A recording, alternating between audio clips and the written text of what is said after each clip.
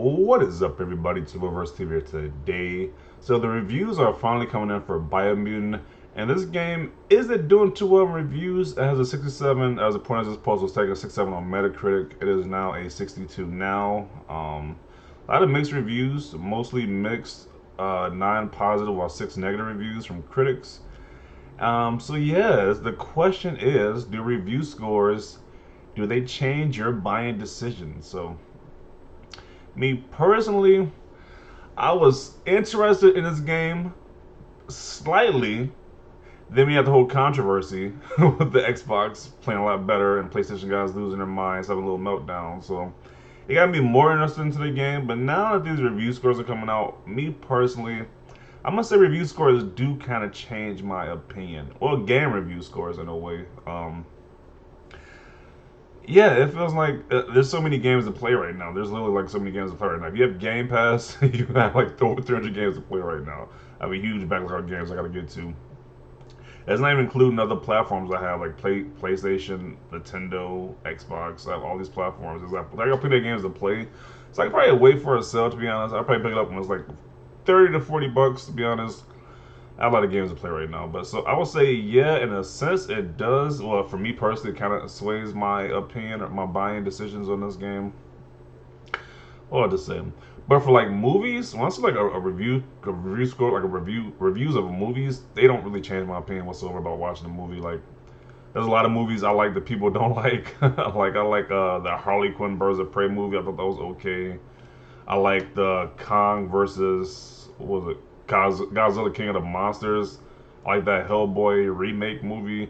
A lot of these movies were panned and by critics, but I guess some people liked them. But I think a lot of those movies like were not liked. But like so for a movie, especially like that new Mortal Kombat movie, the new Mortal Kombat 2021 remake. I like that movie. A lot of people didn't like that one. So yeah, so it definitely doesn't influence my decision on watching movies, but I would say game wise it does because games cost a lot more than movies. Um, so I would say that way. But if it's like a regular item, let's say like for like a toaster or like a I don't know toaster or like some type of appliance, you usually want to look at reviews just to see what people are saying about this product. To see if it's like if it's working properly, is it has defects, something like that. A lot of people that experience these issues with that product, so I think it just depends. But for definitely for gaming, I'll probably go mostly with the reviews to see if it's like if it's not like people are saying it's an amazing game. Like if it's not like everybody saying it's an amazing game, I'll probably wait because I do have a huge backlog of games I can get to in the meantime till this game drops down in price. So let's see some other people's responses to this tweet. People who are excited about this game and people who aren't excited. What are they thinking about this? So he says, highly divisive. The notes are pretty even for the worst. A little disappointment, really. So these are all review companies giving this game a journalist giving this game a 6.5, a 4, a 5.5, a 5, a 4.5, and a 5. Yeah, around average scores. They're giving it pretty much. So he says, Game Pass garbage right here. Game Pass garbage. Let me guess. Let me see. Oh, Sony PlayStation for life. We got a Sony zealot right here. I like how to use that term, Game Pass garbage. Even though Game Pass has games like the Gears of War franchise, which those games are highly rated, the Forza Horizon franchise, which those games are highly rated, the Halo franchise, which those games are highly rated. I keep going on and on, but you get the point. Like there are a lot of quality games in Game Pass. I don't know what's up with this comment. But they add like if they just I think they're just going by exclusive titles that's in Game Pass. I don't think he means overall because they have a lot of third party games in Game Pass which are highly rated as well too. So I guess these guys keep forgetting that Knack and like games like Knack and Godzilla and the other random and Dreams and other like the flops of PlayStation that were exclusives. I guess he wants to forget those games too. And I wonder, would he call those flops of PlayStation? Would he call those Game Pass garbage too? I wonder. So let's keep it moving. I was looking into this game system mechanics and main characters sounded interesting, but it has an endless release date. Yeah, the game kept getting delayed. Was off-putting, and now the scores. I'll be waiting for a deep sell then. Don't know why someone else's opinion deter people from playing a game. Be your own judge. Worst thing is, this is a brilliant game. I genuinely love it. 18 hours in, my issue is that people suggesting 6 to 8 scores isn't good. Since when was life bad unless you got a 9 out of 10? Yeah, it is kind of weird because how the game industry has shifted from like a game being a 6 or 8 is like it's terrible now when it's like an average game. That's like literally like a little bit above average game. While like a 9 and 10 is like fantastic or amazing game. And so, yeah, we need to stop suggesting a game or a movie or whatever is mediocre at 6 out of 10.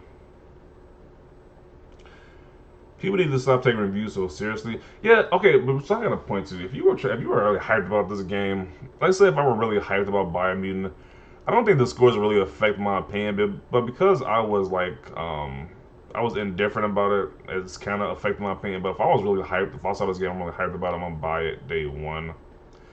Like the only games I can think of recently, I'm gonna buy day one when they come out, no matter what the review scores are like God of War and the Horizon Forbidden West 2. So when those games come out, I don't care what the scores are for those games. I'll buy those games day one. So I think it depends if you're like really like hyped for a game or not. Uh, Same with Mass Effect Legend Edition too. Like Mass Effect Legend Edition, I love the Mass Effect game, so I was gonna buy that game day one regardless of the score. So yeah, it kind of depends if these reviews change your buying decision or not. It depends on how hyped you are for this game. If you want to buy it, if you commit and buying it day one or not. So let's go back to this post again. He says, people need to stop taking reviews so seriously. I have played games that were average 6 and 7s. They became 8s and 9s when I played them. Same way the other way around. Okay. Meanwhile, I'll bet Ratchet and Clank, AAA big Spider-Man exclusive, given the studio established right around the corner, already has 11 out of 10 just waiting. My point, don't have one. I'm playing both. The combat ain't Dark Souls enough or all fancy like Breath of the Wild. Okay.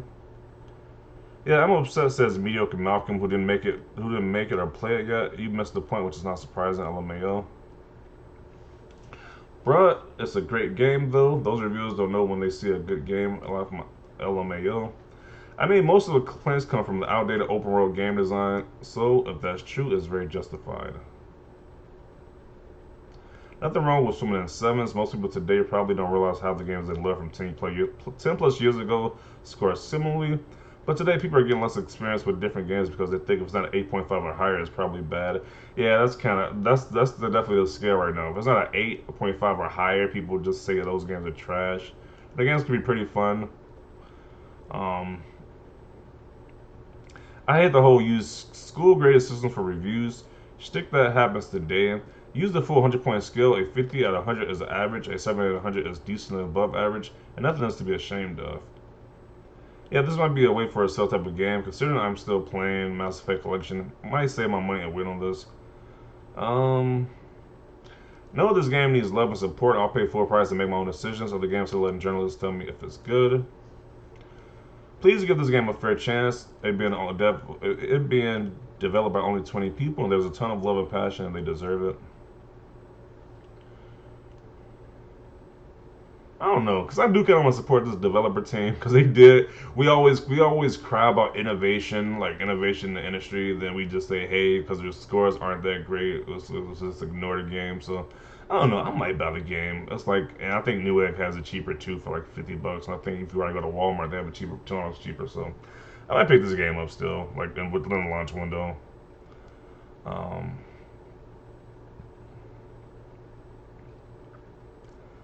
I want to wait for the user reviews to see if the game is actually like this or was there some level of bias. Some might say the PlayStation Leader analysts have done this out of spite. Wouldn't that be something if they did do that out of spite because the game wasn't performing too well on PlayStation, so they reviewed it terribly on PlayStation for that reason? Who knows? But it's way too early to judge anything. Let's be patient. You know, a game that was pretty it was a mediocre game. It didn't get too many good reviews, but I actually really enjoyed that game. I had fun with it. Was that Werewolf, the Apocalypse, the Earthblood, or whatever it's called? Werewolf, the Apocalypse, that werewolf game that came out this generation. I was having fun with that game. I actually got that game during a $30 sale on GameFly. I was having a lot of fun with that. It's like the graphics aren't that great, the story isn't that great, but it's a fun game. You can play as a werewolf. You can shift from werewolf to human to like the little small wolf creature. So I had a lot of fun with that game. And that game was probably like, I'm kind of curious what that game review score was. That werewolf game, the werewolf. Wait, let me see. Werewolf the Apocalypse. Yeah, I know how to like a lot. Whoa. Wait, no, that's where we go. Wait, go back to it.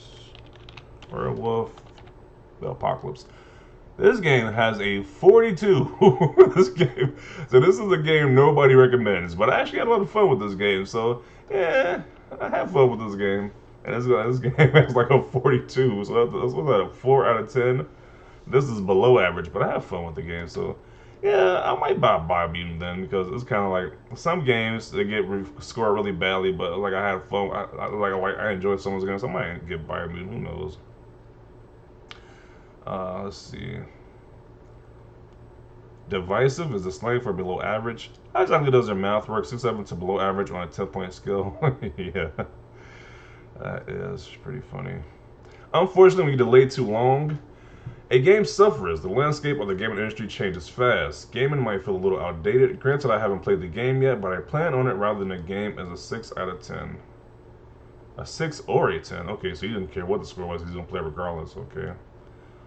I do not see myself dropping $60 for a 6 game. Nope, I am for quality. I guess. I might get it at some point, but not at release. I usually don't take reviews at gospel since it was made by ex Just Cause developer, and I had a really bad time with Just Cause 3. Don't think it's worth the full price risk.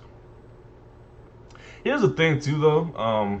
When you don't buy the games, I guess day one or like within the launch window, I think the developers actually suffer. Like I remember like the one guy that developed for Days Gone says if you don't buy it within the if you don't buy these games like within day one, you probably won't get like a sequel. I don't know. I think that's how you determine sales because I was thinking like if you buy the game digital on these different platforms, maybe not physical but these digital from different platforms, and the developer getting like a bigger cut. So let's say if they had this game on sale for like $40 on like Steam or like on Xbox or PlayStation.